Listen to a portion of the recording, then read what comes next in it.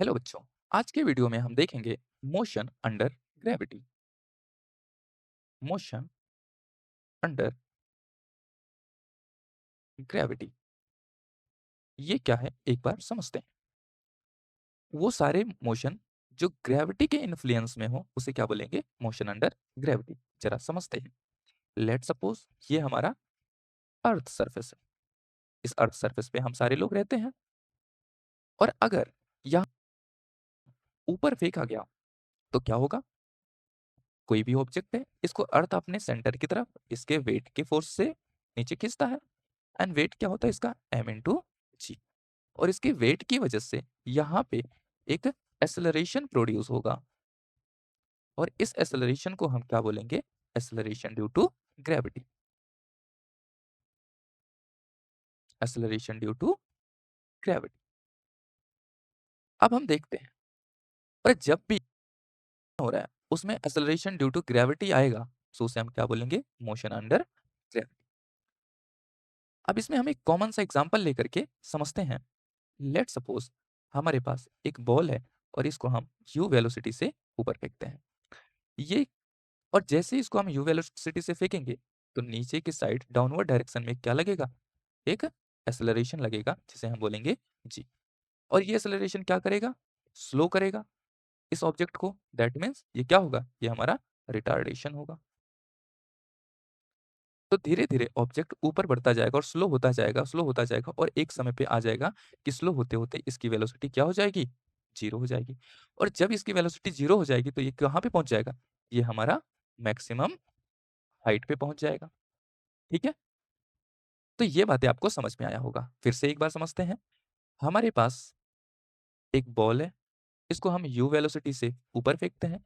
Downward direction में एक acceleration due to gravity लगेगा, जिसको धीरे-धीरे स्लो करता जाएगा और बॉल ऊपर जाते-जाते स्लो होती जाएगी। एक टाइम ऐसा आएगा, इसकी वेलोसिटी 0 हो जाएगी और जब इसकी वेलोसिटी 0 हो गई, तो इस समय पे ये एकदम मैक्सिमम हाइट पे पहुँच चुका होगा, इससे ऊपर ये नहीं जा सकता। और फिर धीरे-धीरे क्या होगा? हमारा बॉल फिर से रिटर्न नीचे आ जाएगा। क्या ये बात सबको समझ में आई? अगर आ गई, तो फिर हम कुछ चीज़ें इसमें और देखते हैं। सबसे पहली बात इसमें, आप सारी इन्फॉर्मेशन हमें पता है, पर ये जो मैक्सिमम हाइट है, ये क्या होगा? इसे देखना है। तो आप क्या करते हैं? हाइट देखते हैं।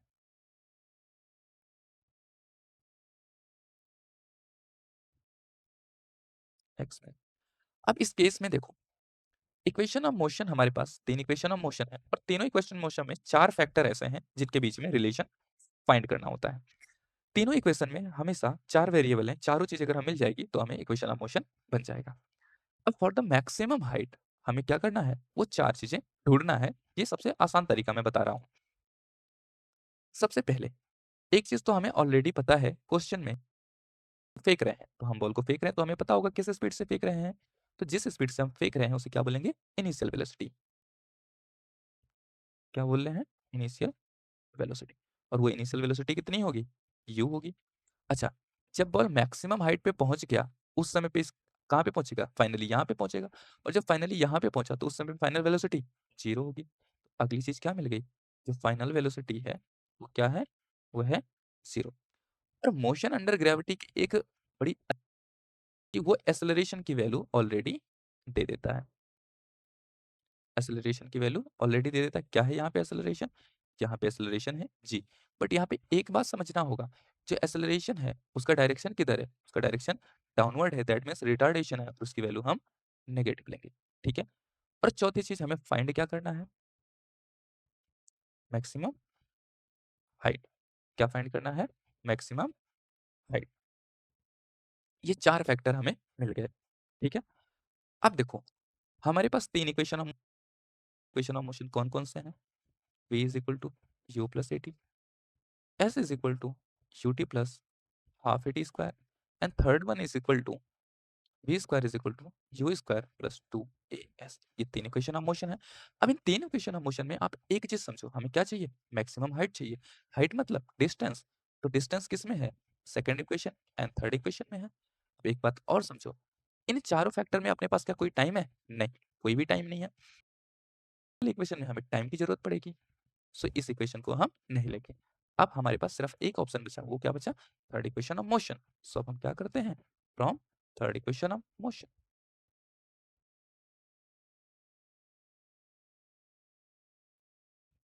हमें क्या पता है? V square is equal to u square plus 2as। अब इन सारे की वैल्यू हम पुट कर देते हैं। फाइनल वेलोसिटी कितनी है? 0 है। सो क्या करेंगे? 0 square is equal to initial velocity कितनी है? u है प्लस 2, एक्सेलरेशन कितना है? माइनस जी, और हाइट s कितना है? h max. अब यहाँ से हमें क्या चाहिए? h मैक्स चाहिए। इस इक्वेशन को इधर लेके आएंगे, ये सॉल्व करेंगे थोड़ा सा, और क्या हो जाएगा? This equal to plus minus minus 2gh max. ये टोटल क्वांटिटी इस साइड आ जाएगा, पॉजिटिव हो जाएगा। 2gh max is equal to u square. So h max is equal to u square by 2g। ये हमारा मिल गया क्या? हाइट। क्या मिल गया? ये हमारा मैक्सिमम हाइट। क्या ये बात सबको समझ में आया?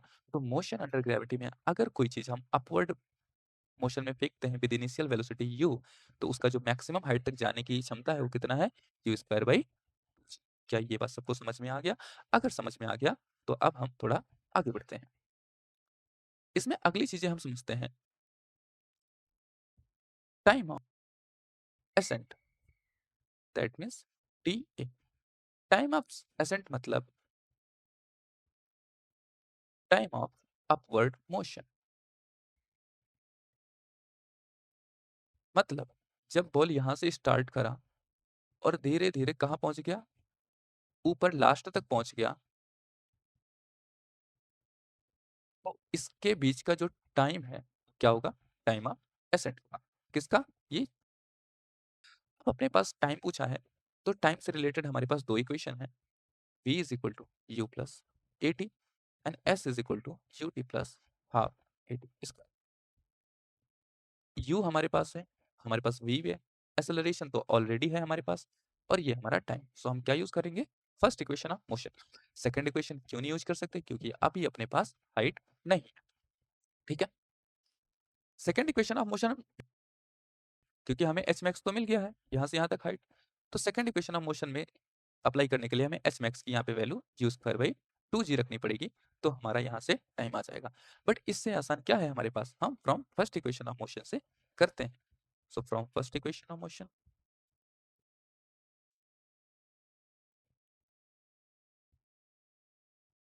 क्या है हमारे पास?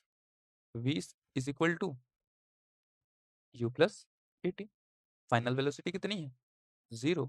इनिशियल वेलोसिटी कितनी है? u प्लस एक्सेलरेशन कितनी है? एक्सेलरेशन कितनी है अपवर्ड मोशन में? माइनस जी। और ये कितना हो गया? ये हमारा टाइम ऑफ एसेंट। ये 0 equal to u plus minus minus g t ए।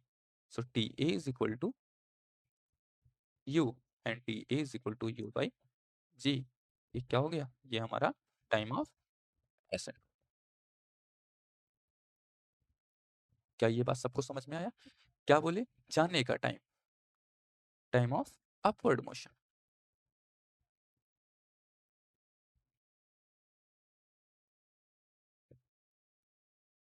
अच्छा, तीसरी बातें हम समझते हैं। इसमें तीसरा चीज फाइंड हमें क्या करना होता है? Time of descent. ये क्या होता है? नीचे आने का time, time of downward motion,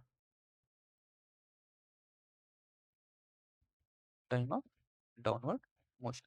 इसको जरा समझो, डाउनवर्ड मोशन क्या? बॉल ऊपर से नीचे से बॉल यू वेलोसिटी से चला था और कहाँ पहुंच गया? फाइनली वो ऊपर पहुंच गया।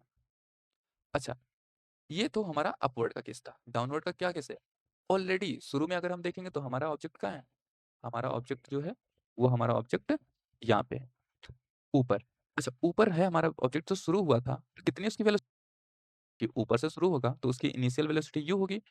अच्छा, इनिशियल वेलोसिटी यू कितनी हो सकती है? हमें क्या पता है? जब ये ऊपर था फाइनली, तो इस केस में कितना था वेलोसिटी? 0 था। तो जब इसकी फाइनल वेलोसिटी जो थी वही अब इसकी इनिशियल वेलोसिटी हो जाएगी। और धीरे-धीरे कहाँ पे आ गया? ये ज़मीन पे आ गया, और इसके बीच जो हाइट हुई वो हमारी क्या हुई? एच मैक्स हुई। और फिर डाउनवर्ड डायरेक्शन में एक एक्सेलरेशन लग रहा है जी, तो यहाँ पे डाउनवर्ड डायरेक्शन में है, इस वजह से जी की वैल्यू लेंगे। अच्छा, तो अभी क्या-क्या मिला हमें? इनिशियल वेलोसिटी u मिल गया, मैक्सिमम हाइट h max कितना है? u²/2g, एक्सेलरेशन हमें प्लस g मिल गया। अभी हमें क्या निकालना है? t, d निकालना है, टाइम ऑफ डेसेंट निकालना है। So same from first equation of motion क्या होगा? To u plus at, v की जगह पे क्या होगा? देखो बेटा, इसमें v क्या है हमारे पास? ये किस वेलोसिटी से आके गिरेगा, ये बात हमें नहीं पता है। सो अगर हमें नहीं पता है फाइनल वेलोसिटी, तो हम इसको यूज़ नहीं कर सकते। तो अगर हम इसको यूज़ नहीं कर सकते, तो कौन-सा इक्वेशन यूज़ करना पड़ेगा? ये इक्वेशन नहीं, हमारे पास हाइट है, तो हाइट के लिए 2 इक्वेशन है, सेकंड एंड थर्ड, पर थर्ड इक्वेशन में टाइम नहीं है, इस वजह से हम क्या यूज़ करेंगे? सिर्फ और सिर्फ सेकंड इक्वेशन। चलो फटाफट वैल्यू पुट करो, ये क्या हो जाएगा? डिस्टेंस एच मैक्स क्या लिखा हुआ है? u²/2g लिखा हुआ है। ये u इंटू टी है, इनिशियल वेलोसिटी u और इनिशियल वेलोसिटी कितनी है? यहाँ पे 0 है। So this is equal to u into t, 0 into t कितना हो जाएगा? ये हमारा 0 हो जाएगा। ये प्लस हाफ और ये क्या है? एक्सेलरेशन g है और ये हमारा t कितना है? ये हमारा t होगा टी डी, ये स्क्वायर हो गया। और इसको देखोगे क्या होगा? u²/2g is equal to g t d square by जाएंगे, ये हमारा क्या हो जाएगा? u²/2, ये वाला 2 इधर जाके ऊपर हो जाएगा और ये वाला g इधर जाके नीचे हो जाएगा, तो g इंटू जी, जी स्क्वायर और ये हमारा हो जाएगा टी डी स्क्वायर। ये 2 से ये 2 कैंसल आउट हो जाएगा। So t d square is equal to u²/g square and t d is equal to under root u²/g square. इसको हम क्या लिख सकते हैं? u/g whole square, so root and ये कैंसल आउट हो जाएगा, so u/g। So t d is equal to क्या आया? u/g आया। सो ये क्या आया हमारा? Time of descent. इससे क्या समझ में आया? आने में कितना टाइम लगा? आप एक चीज़ नोटिस करो, आने में टाइम u/g और जाने में टाइम u/g। तो हमें क्या समझ में आना चाहिए एक बात, कि जो टाइम ऑफ एसेंट है, क्या ascent TA is equal to time of descent t. जितना आने का टाइम होगा, उतना ही जाने का टाइम होगा। ठीक है? और ये है कितना? ये है हमारा u/g। ओके, अच्छा, अगली बात हमें फाइंड करनी होती है